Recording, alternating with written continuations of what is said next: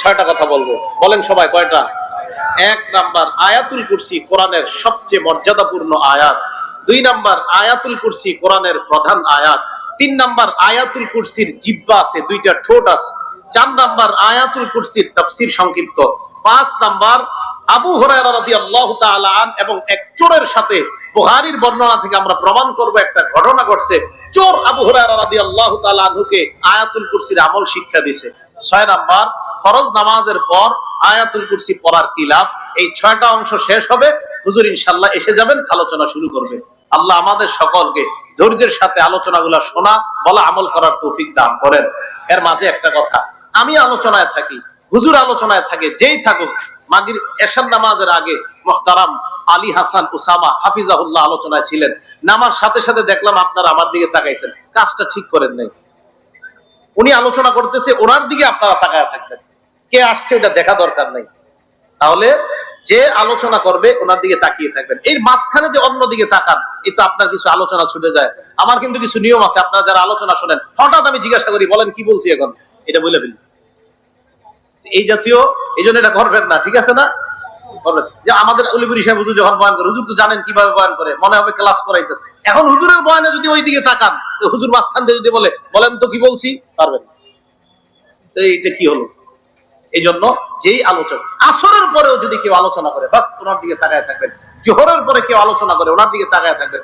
মসজিদে জুমার নামাজে আপনাদের এলাকার সবচেয়ে অপরিচিত ব্যক্তিটাও যদি আলোচনা করে, ওনার দিকেও তাকায় থাকবেন। কথাটা মনে থাকবে তো সবার ইনশাআল্লাহ? আল্লাহ আমাদের সকলকে আমল করার তৌফিক দান করেন। আয়াতুল কুরসি এক নাম্বার, কোরআনের সবচেয়ে মর্যাদাপূর্ণ আয়াত। আবু দাউদ শরীফ হাদিস নাম্বার 1460 নাম্বার হাদিস। এই হাদিসের বর্ণনাকারী উবাই ইবনে কাব রাদিয়াল্লাহু তাআলা আন। এই হাদিসের মধ্যে আসছে, আন উবাই ইবনে কাব রাদিয়াল্লাহু তাআলা আনহু قال قال رسول الله সাল্লাল্লাহু আলাইহি ওয়াসাল্লাম। উবাই ইবনে কাব থেকে বর্ণনা, আল্লাহ নবী বলেন, আবাল মুনজির, আইয়ু আয়াতিন মা কামিন কিতাবিল্লাহি আযম। উবাই ইবনে কাবকে আল্লাহ নবী বললেন, উবাই, কোরআনের সবচেয়ে মর্যাদাপূর্ণ আয়াত তোমার সাথে কোনটা, আমাকে একটু বলো। উবাই ইবনে কাব জবাব দেয়, আল্লাহু ওয়া রাসূলুহু আ'লাম। এই প্রশ্নের জবাব আল্লাহ আর তার নবী ভালো জানেন। জবাব দেন। আবার আল্লাহ নবী বললেন, আবাল মুনজির, আইয়ু আয়াতিন মা কামিন কিতাবিল্লাহি আযম। হে উবাই, বলো তোমার সাথে কোরআনের সবচেয়ে মর্যাদাপূর্ণ আয়াত কোনটা। হযরত উবাই এবার চিন্তা করলেন, প্রথমবার তো বললাম আল্লাহ আল্লাহর নবী ভালো জানেন, এরপরেও যখন আল্লাহর নবী আমাকে প্রশ্ন করলেন, আমি গবেষণা করে একটা জবাব দিয়ে দেই। উস্তাদ ছাত্রদের প্রশ্ন করছে, প্রথমবার করার পর বলছে আল্লাহ ভালো জানে, রাসূল ভালো জানে। আবার প্রশ্ন করছে, উবাই বলো কোনটা। হযরত উবাই চিন্তা ভাবনা করে বললেন, আল্লাহু লা ইলাহা ইল্লা হুয়াল হাইয়ুল কাইয়্যুম।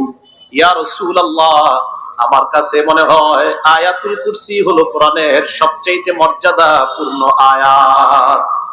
আয়াতুল কুরসি এটাই কোরআনের সবচেয়ে মর্যাদাপূর্ণ আয়াত বলে মনে হয়। এবার নবীজি দেখেন কি করছে।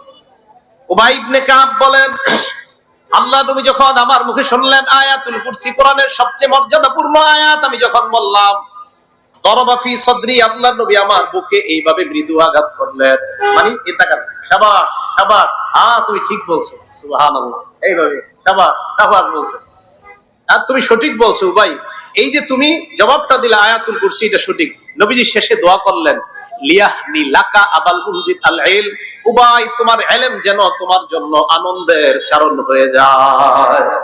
তোমার বিদ্যা এটা যেন তোমার জন্য আনন্দের কারণ হয়। উবাই, তোমার যে জ্ঞান আমি দেখলাম, মাশাআল্লাহ, তুমি গবেষণা করে বলে দিয়েছো আয়াতুল কুরসি, শাবাশ, তোমার জবাব ঠিক আছে, সুবহানাল্লাহ। তাহলে আয়াতুল কুরসি কোরআনের মর্যাদাপূর্ণ আয়াত। দুই নাম্বার, আয়াতুল কুরসি কোরআনের প্রধান আয়াত। প্রমাণ তিরমিজি শরীফ 2878 নাম্বার হাদিস, 2878 নাম্বার হাদিস। আন আবি হুরায়রা রাদিয়াল্লাহু তাআলা আনহু قال قال رسول الله صلى الله عليه وسلم। আবু হুরায়রা রাদিয়াল্লাহু তাআলা আনহুর বর্ণনা, আল্লাহর নবী বলেন, লিকুল্লি শাইইন সানাম। প্রত্যেকটা জিনিসের একটা সর্বোচ্চ চূড়া, চূড়া চূড়া চূড়া বুঝেন তো, একদম উপরে সর্বোচ্চ চূড়া। ওয়া সানামুল কোরআন সূরাতুল বাকারা, কোরআনের সর্বোচ্চ চূড়ার নাম হলো সূরা বাকারা। কোরআনের সর্বোচ্চ সূরার নাম না, কিন্তু কোরআনের সর্বোচ্চ চূড়ার নাম সূরা বাকারা। এটা ঠিক, সবচেয়ে বেশি আয়াত সংখ্যাও সূরা বাকারাতে। এখন আসেন, ফিহা আয়াতুন, আল্লাহ নবী বলেন সূরা বাকারার মধ্যে একটা আয়াত আছে, হিয়া সাইয়্যিদাতু আইল কুরআন হিয়া আয়াতুল কুরসি। এই আয়াতটা হলো কোরআনের সবচেয়ে প্রধান আয়াত, আয়াতের নাম হলো আয়াতুল কুরসি। তাহলে কোরআনের প্রধান আয়াত আয়াতুল কুরসি, কোরআনের শ্রেষ্ঠ মর্যাদাপূর্ণ আয়াতের নাম আয়াতুল কুরসি। 3 নাম্বার আলোচনা, আয়াতুল কুরসির জিহ্বা আছে, ঠোঁট আছে। একটা কিতাব আছে নাম মাজমাউজ জাওয়ায়েদ, ইমাম হাইসামি রাহমাতুল্লাহি আলাইহি লেখা, 6 নাম্বার খণ্ড, 324 নাম্বার পৃষ্ঠা। উবাই ইবনে কাব রাদিয়াল্লাহু তাআলা আনহুর আরেকটা বর্ণনা, আলা রাসূলুল্লাহ সাল্লাল্লাহু আলাইহি ওয়াসাল্লাম, আল্লাহ নবী বলেন ইন্নালাহা লিসানা, নবীজি বলেন ইন্নালাহা আইলি আয়াতুল কুরসি লিসানা, নবী বলেন আয়াতুল কুরসির একটা জবান আছে, জিহ্বা আছে, ওয়া শাফাতাইন, দুইটা ঠোঁট আছে। আয়াতুল কুরসির জিহ্বা আছে, দুইটা ঠোঁট আছে। সুবহানাল্লাহ, আয়াতুল কুরসির জিহ্বা আছে, দুইটা ঠোঁট আছে। এবার আল্লাহ নবী বলেন তুকাদ্দিসুল মালিক আন সাকিল আরশ, আরশের কাছে আয়াতুল কুরসি সদা সর্বদা আল্লাহর পুত পবিত্রতা বর্ণনা করে।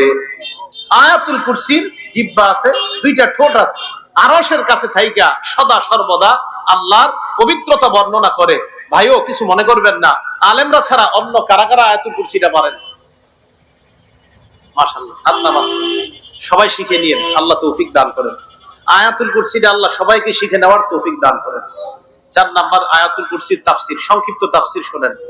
আল্লাহু লা ইলাহা ইল্লা হুয়াল হাইয়ুল কাইয়্যুম, আল্লাহ লা ইলাহা ইল্লাহু, তিনি ছাড়া কোনো ইলাহ নাই। মন দিয়ে শুনেন, লা ইলাহা ইল্লাহু এটা হলো কালিমাতুত তাওহীদ, একত্ববাদের শব্দ, একত্ববাদের বাক্য, একত্ববাদের কালিমা। এই কালিমাতুত তাওহীদ এটা একত্ববাদের কালিমা, মানে তিনি ছাড়া কোনো ইলাহ নাই। তিনি কে? আল্লাহ। বলেন তো, আবার মন থেকে আওয়াজ দিয়ে বলবেন, তিনি ছাড়া কোনো ইলাহ নাই, তিনি কে? আচ্ছা, আল্লাহ ছাড়া কোনো ইলাহ থাকলে সমস্যা কি?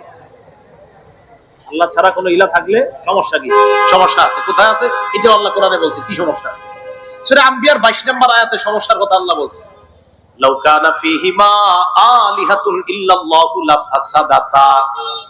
আল্লাহ বলেন আসমান এবং জমিনের মধ্যে আমি ছাড়া যদি আর কোনো ইলাহ থাকতো, আসমান জমিন ধ্বংস হয়ে যেত। তাহলে সমস্যা আছে না নাই? আল্লাহ বলেন আমি ছাড়া কোনো ইলাহ থাকলে আসমান জমিন ধ্বংস হয়ে যেত। ক্ষতির ধরনটা কেমন? সূরা মুমিনুনের 91 নম্বর আয়াতে আল্লাহ বলেন ওয়ামা কানা মাহু মিন ইলাহ, আল্লাহর সাথে কোনো ইলাহ নাই। ইজাম, যদি আল্লাহর সাথে কোনো ইলাহ থাকতো, লাযাহাবা কুল্লু ইলাহি